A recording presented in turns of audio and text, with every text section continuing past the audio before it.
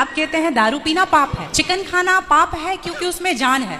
दारू में ऐसी कौन सी चीज मिली होती है कि उसको पीने से पाप हो जाता? अगर आप पी के कुछ गलत कर रहे हैं तो फिर गलत है क्यों? और अगर दारू में नशा चुकी होता है, अगर वो पाप है, तो फिर तो पुड़िया खाना, सिगरेट पीना, सारी चीजें पाप में आ जाएंगी। पाप अलग विषय है, अभी मैं समझा देता हूँ आपको। जब हमारा देश गुलाम था जी, तो एक अंग्रेज ने एक पंडित जी की कनपटी पे बंदूक रखी और अंग्रेज ने कहा, ये पंडित जी यहाँ आओ, तुम बड़े पुजारी हो? हाँ पुजारी हैं। हिंदू हो? हाँ। आज मैं तुम्हें गोली मारूंगा। पंडित जी बोले, क्यों मारोगे? बोले, आज 4 चीजें तुम्हारे सामने हैं। पहले, पराई स्त्री लाके रख दी, तुझे आज इसके संग रहना है। दूसरा, मांस रख दी, आज तुझे मांस खाना है। और तीसरा, ढेर सारा सोना रख दिया। इतना सोना तो रोज भीख मांगता है ना, ले जा सोना। और चौथी, दारू रख दी, शराब। इन चारों में एक चीज तुझे लेनी पड़ेगी। बोल, क्या लेता है?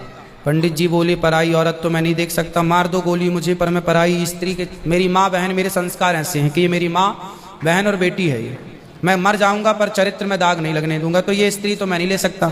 अब मांस भी मेरे धर्म के खिलाफ है, आप गोली मार दो, मैं ब्राह्मण हूँ, मैं मर जाऊंगा पर ये धर्म नहीं छोड़ूंगा। और रहा ये सोना भी नहीं लूंगा, क्योंकि मैं भीख इसलिए बेईमानी करता तो भीख क्यों मांगता? मैं ईमानदारी से भीख मांग के खा सकता हूँ, बेईमानी का करोड़ों नहीं ले सकता, इसलिए सोना भी नहीं लूंगा। पंडित जी को लगा ये तो पानी है, दारू शराब ये तो पानी है। पंडित जी को बेचारों को पता नहीं था कि दारू का क्या मजा है। अब उनको लगा ये पानी है, पिएंगे निकल जाएगी।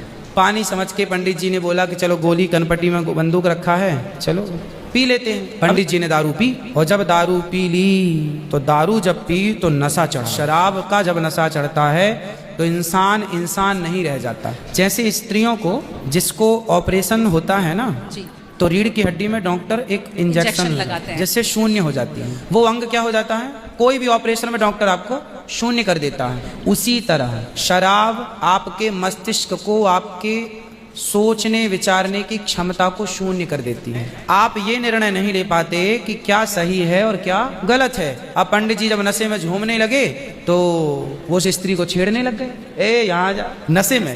तो यही तो प्रश्न था मेरा गुरुजी कि वो नशे में ऐसा कर रहे हैं तो गलत है। अगर जो बोलते हैं हम जेंटलमैन पैक पीते हैं, हम 2 पैक पीते हैं या 3 अच्छा ये बताओ, नशे में करने लगे तो वो नशा आया कहाँ से? शराब जहाँ से आया वही तो गलत है। नहीं तो गुरुजी, सारे फसाद की जड़ तो वही है। गुरुजी जब ज्यादा पी ले रहे हैं तो ऐसा हो रहा है, जो कम पी रहे हैं और ये कह रहे हैं कि कम पीने से ऐसा नहीं होता, आप ज्यादा। हमारे यहाँ 5 महापाप गिनाए हैं शास्त्रों ने। जी, 5 महापाप, उनमें से एक शराब है। शराब है, हाँ। शराब को महापाप इसलिए कहा गया है, ये बुद्धि भ्रष्ट, शराब पीने वाली की बुद्धि सात्विक नहीं हो सकती। आप शराब पीजिए, आप शराब पीने वाला व्यक्ति आध्यात्मिक नहीं हो सकता।